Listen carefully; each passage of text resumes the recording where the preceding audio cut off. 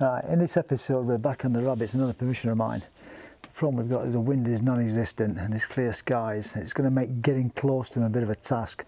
But we've got the Pulsar Thermion Duo and the Helion spotter. Plus I've got the Air Arms S510 TDR.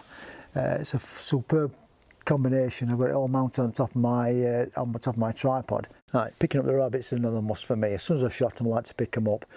In the past, I've lost a couple of rabbits to foxes which have been in the area, and I've not picked up the thermal. But what I tend to do is I'll have a rucksack, and this rucksack will take about 10 full-size rabbits. It does get a bit heavy.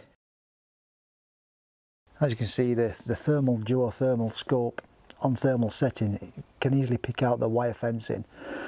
But obviously a little time and care needs to be taken when assessing the flight of a pellet so as to avoid any chance of ricochet. Last thing you want is a pellet flying off somewhere where it doesn't need to be, perhaps even wounding the rabbit. Even though it's a pest, it still needs to be dispatched humanely. This is where high quality thermal comes into its own, and as you can see on a couple of these shots, shooting through the wire fencing, this worked absolutely perfectly.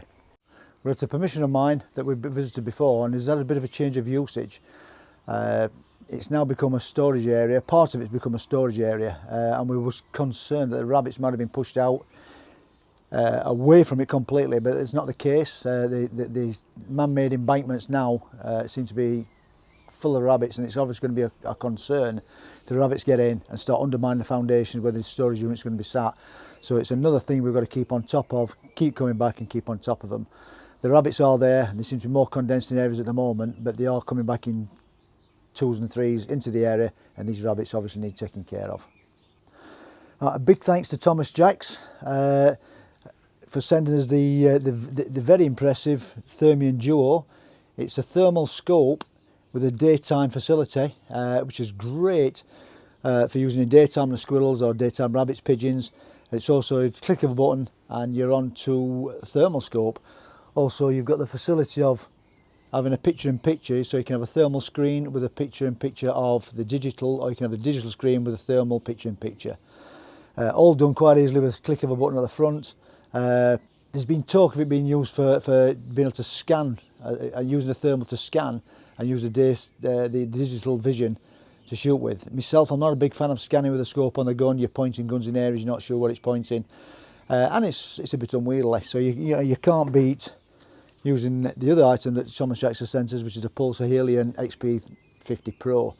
Scan with this on a lanyard, drop it around your neck, you're onto it with a gun, whether you're on a day scope, on the daytime scope, over the thermal, and you're away. And that for me, that's how it works. Right, we've got a winning combination of the Pulsar Helion spotter, and that's allowing me to scan all around the area.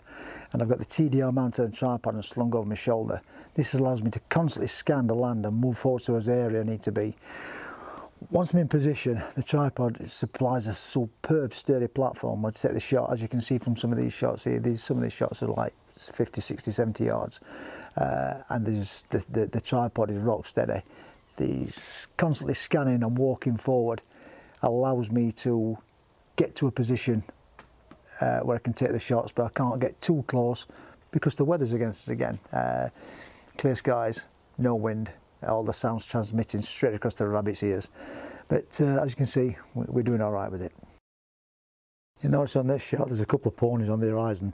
They're actually quite a distance away at a much higher elevation, but this is where the knowledge of the land comes in. And if there's any doubt, don't take this shot, it's really not worth it. Draining the blood is something I do every time I pick up a shot rabbit. This helps to avoid contamination of the meat, and really it takes a couple of seconds. There is a bit of a knack to it, but practice makes perfect, and once you've done it a few times you really get the hang of it, and it really will make a difference. The last thing you want to do is for the bladder to burst inside, and then that's one shot rabbit that's contaminated. Just a couple of words on tripods. There's many out there. This is my own personal one. I've used quite a few in the past, but I'm finding this one really helps me use the TDR. The lever action, don't interfere with the lever action, works quite well.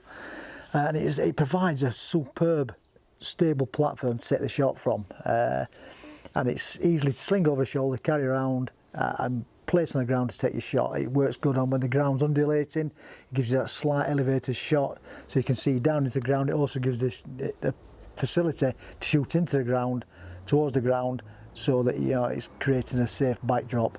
As you can see, it's perfectly illustrated in this shot here. I'm elevated, nice headshot on the rabbit, no chance of pellet going anywhere else. All down to a good quality tripod. Most of the thermals these days offer different colour palettes. The Pulsars offer various ones, probably about 8 different colour palettes, and they all help identifying your quarry at different distances when the rocks are maintaining a little bit of heat and the rabbit seems to be blending into it. It can also be a bit difficult to pick it out, so a change of colour palette sometimes helps you ideate. The other item obviously is the Air Arms S510 XS TDR. My S10 5T Tactical is in for service. I give it a lot of use and it's ready for service, so we'll give the TDR a bit of a run out this time. 2.2 FAC, absolutely superb gun, and we're using RWS Superdome pellets again, and again works very, very well last night. Hi and welcome to my garage. This is where I do the peeling. If I'm peeling at home, this is my general method that I use. I'll take a nice small sharp axe, I'll take the head off, the socks and gloves off, and then with a nice sharp knife I'll cut into the bike, peel the rabbit from the bike. This helps avoid any chance of a gut cut while taking the skin off. Then it's a simple job of rolling it up from the other side and emptying the internals into a safe container. Everything I've got is saved. All the meat goes into the freezer for myself and Ziva. And one or two of the neighbours, their dogs quite enjoy a little bit of rabbit, so it's all saved. The guts and all the innards, and the fur, the head, the paws, the gloves and socks, as I call them, they're all added to a container and they're all used for my foxing activities. One thing I need to point out is that a good quality sharp knife is an absolute must. This one I'm using at the moment is the RWS Zebra Wood from Ruai Gamitech, and it's just served me absolutely brilliantly over the last year or so. I've done hundreds of rabbits with it, and it's never flinched, and I've probably just put an edge on it a couple of times, but it keeps the edge really well. But like I say, a good sharp knife and a good sharp axe is an absolute must for when you're skinning the rabbits out. Right, this is the morning after the shoot.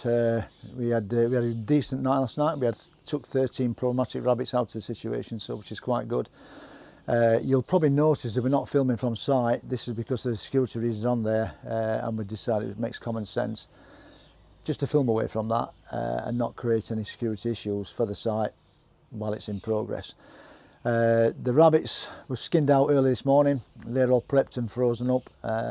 Before we ventured out on the evening shoot, we actually did a daytime recce. We met with the landowner just to make sure he was happy with us walking around there, just make sure there's nobody doing any night sort of working. Obviously walking around, it's still an active bit of a building site, so we have to be careful what we're doing. Can't just rook up with a gun and walk around when there's people working. You never know if there's going to be security guards on site. Or people still working through the night. So we cleared it with him. He was more than happy for us to carry on like that, and the most important thing for him was for us to get on top of these rabbits.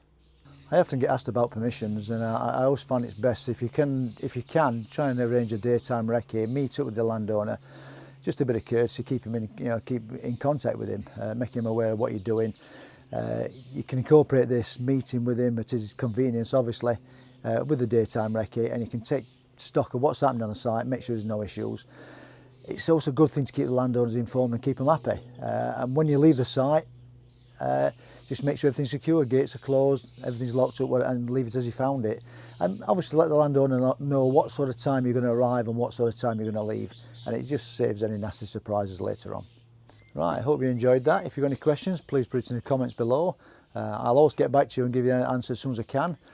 If you really enjoyed it, please like and subscribe, and we'll see you on the next one.